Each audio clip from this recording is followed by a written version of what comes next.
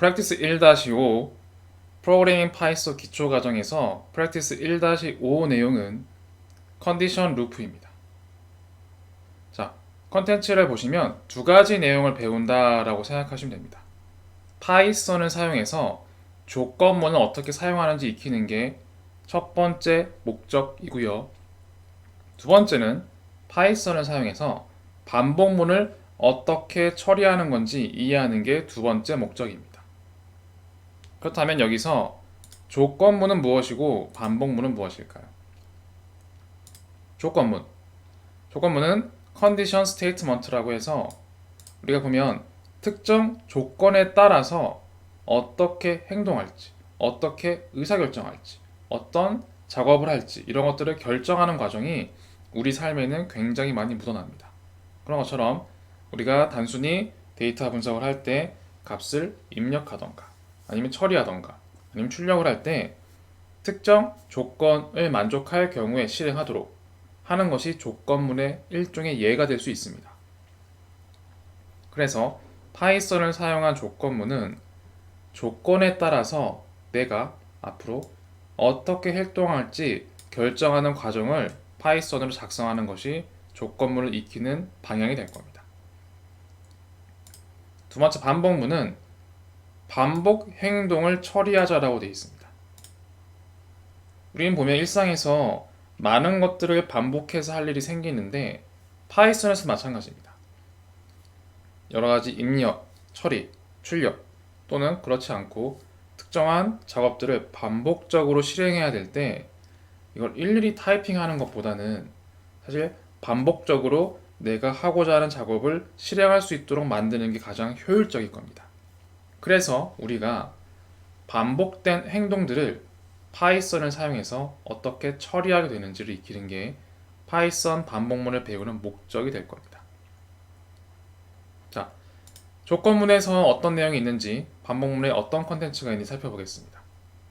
조건문에선 컨텐츠가 3개가 있습니다. if, elif, else 이 세 가지가 조건문을 구성하는 시작 문구입니다. 두 번째, 조건식의 특수 경우로 조건식을 사용할 때 파이썬이 핸들링하는 데이터 형태 이런 것들이 사람과 약간 차이가 있는 부분이 있었죠. 그런 것처럼 조건식을 사용할 때 파이썬에선 이런 경우엔 어떻게 인식하는지 확인하는 내용이 조건식의 특수 경우입니다. 다음으로 여러 개의 조건식 결합이라는 것은 조건식들을 하나만 쓰는 게 아니라 여러 개 쓸 수 있다는 겁니다.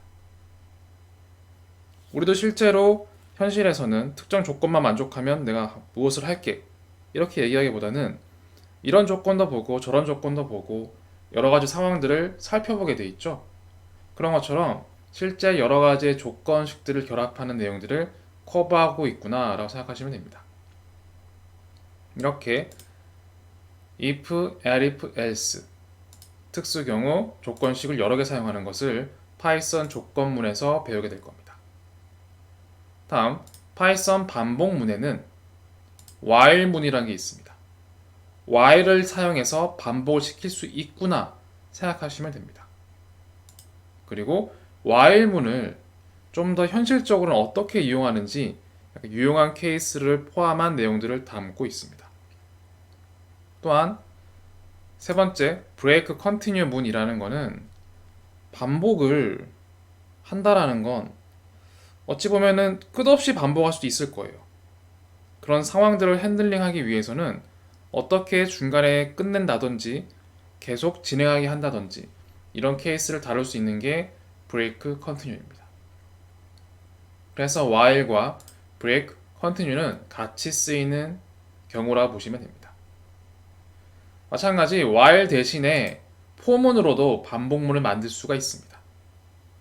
위에 봤던 break continue 문으로도 함께 쓰일 수도 있지만 포문 자체는 break continue 문을 인위적으로 쓰기보다는 사실 반복문 내에서 몇 번 반복할지가 포함되어 있기 때문에 함께 쓰기보다는 독립적으로도 많이 쓰입니다. 또한 반복문도 단순히 한 번 반복하는 게 아니라 여러 가지 상황을 고려해서 반복문을 중첩해서 여러 번 쓸 수가 있습니다. 그런 내용들을 커버한다 보시면 되고, 파이썬에만 유일하게 있는 리스트 컴프리헨션이라는 건데, 다른 프로그래밍 언어에서는 반복문을 사용하려면 실제 뭐 여기 보시는 것처럼 여러 가지 반복문을 결합해 써야 되는데, 파이썬에서만 유일하게 한 줄로 쉽게 반복을 처리할 수가 있습니다. 즉, 무언가 반복문을 쉽게 간결하게 쓸 수 있구나, 이렇게 생각하셔도 됩니다. 다음, 차원 증가라는 건 우리가 결국에는 이 파이썬을 배우는 목적이 뭐죠? 결국 데이터를 처리하고 복잡한 데이터를 혹은 빅데이터를 알고리즘을 통해서 우리의 의사결정을 위해서 만드는 겁니다. 그런 데이터 프로세스 과정 속에서 우린 데이터를 결국 하나의 데이터가 아니라 2차원, 3차원, 여러 가지 빅데이터를 다룰 수밖에 없습니다. 그러려면 일단 그런 데이터를 어떻게 만들 수 있는지 이해를 해야겠죠. 그래서 그런 방향을 위해서 어떻게 차원이 증가된 데이터를, 차원이 여기서 차원이란 뜻은 뭐 너무 추상적으로 잘 쓰지 않는 용어다 보니까 어려운 용어로 느꼈을 수도 있는데, 쉽게 얘기하면 그냥 1차원, 2차원 이런 뜻이에요. 하나의 줄로 이루어진 값과 여러 가지의 행과 열로 이루어진 값, 이런 것들을 1차원, 2차원이라고 볼 수 있는데, 이렇게 차원이 증가되는 데이터를 어떻게 만들 수 있는지 파악하는 게 차원 증가의 목적일 수 있습니다. 그리고 그 증가된 차원에서 실제 우리가 많이 보게 될 데이터는 최소한 2차원일 가능성이 높은데, 거기에서 데이터는 어떻게 핸들링하고 그 안에서 어떻게 반복문을 적용해서 값들을 처리하고 입력하고 출력할지, 그럴 때 사용되는 2차원에서 반복문을 배우게 될 겁니다. 그리고 나중에 인공지능 또는 딥러닝으로 가면 실제로 우리가 살고 있는 세상은 2차원이 아니라 3차원이죠. 3차원입니다. 최소한 3차원입니다. 그래서 실제 인공지능과 같은 이런 알고리즘들은 끊임없이 실시간으로 단순 2차원이 아니라 실시간으로 2차원이 누적되어 발생하는 이런 3차원 데이터를 처리하는데 능숙합니다. 따라서 그러한 데이터도 우리가 볼 수 있어야 하고 최소한 어떤 모습인지는 알아야 할 겁니다.